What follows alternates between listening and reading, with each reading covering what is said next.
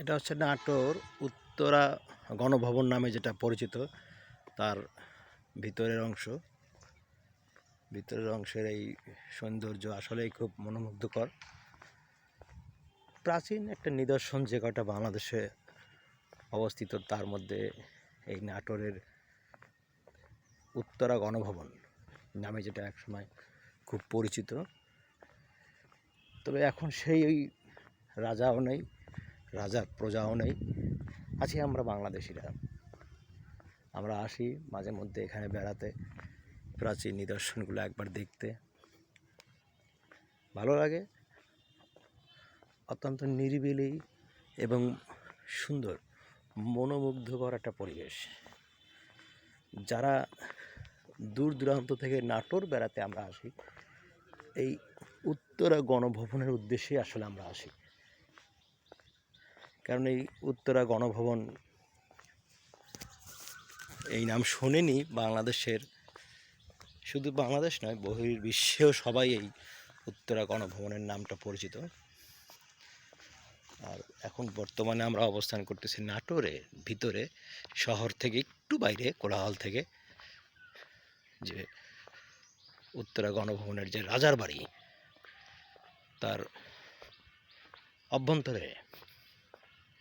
আর এটি হচ্ছে সম্ভবত সেই রাজার মূল যে বাড়ি, তারই মূল প্রাসাদ। সেই রাজার বাড়ির সামনে আমরা এখন আছি। আসুন সেই জায়গাটা একটু সম্বন্ধে একটু ধারণা নেই। বলা হচ্ছে 1736 সালে এই ভবনটি দীঘাপাতিয়া রাজ্যের প্রতিষ্ঠাতা রাজা দয়ারাম রায় 1680 থেকে 1760 সর্বপ্রথম নির্মাণ করেন। এই প্রাসাদটি রাজাদের প্রশাসনিক ভবন ও শয়নকক্ষ হিসেবে ব্যবহার হতো। রাজা দয়ারামের চতুর্থ বংশধর রাজা প্রসন্ননাথ রায় 1826 থেকে 1861 বা 1860 খ্রিস্টাব্দের দিকে এই বাড়িটির সুরম্য অট্টালিকা, বাগান, মন্দির প্রভৃতি সব কিছু নির্মাণ করেন। এই ভবনটি 1897 সালে যে একটা ভূমিকম্প হয়েছিল এখানে, তাতে অনেকটা ক্ষতিগ্রস্ত হয়। তবে তৎকালীন দীঘাপাতিয়ার যে ষষ্ঠ রাজা প্রেমদানাথ রায়, যিনি 1873 সাল থেকে 1925 সাল পর্যন্ত জীবিত ছিলেন, তিনি এটিকে আবার ঠিকমতো পুনর্নির্মাণ করেন। আইন প্রণয়নের মাধ্যমে জমিদারি প্রথা উচ্ছেদের ফলে রাজপরিবার এটি ছেড়ে কলকাতা চলে যায়। পাকিস্তান সরকার 1960 সালে এই রাজবাড়ি গ্রহণ করে সরকারের আয়ত্ত নিয়ে নেয়। 67 সালে তৎকালীন সরকার এটি গভর্নর হাউস হিসেবে ঘোষণা দেয় এবং এই বাড়িটির গুরুত্ব অনেক বেড়ে যায়। 1972 সালের 9 ফেব্রুয়ারি জাতির জনক বঙ্গবন্ধু শেখ মুজিবুর রহমান এখানে লেখা আছে যে এই রাজবাড়িকে গভর্নর হাউস হিসেবে উত্তরা গণভবন হিসেবে ঘোষণা দেন।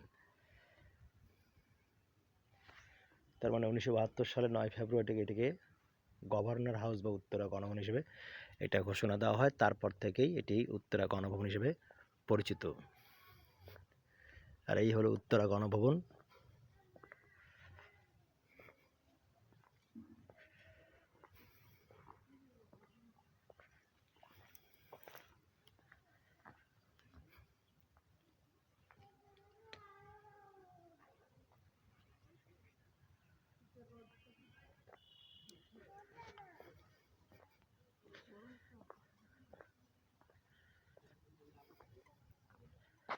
আর সেই রাজার মুরল।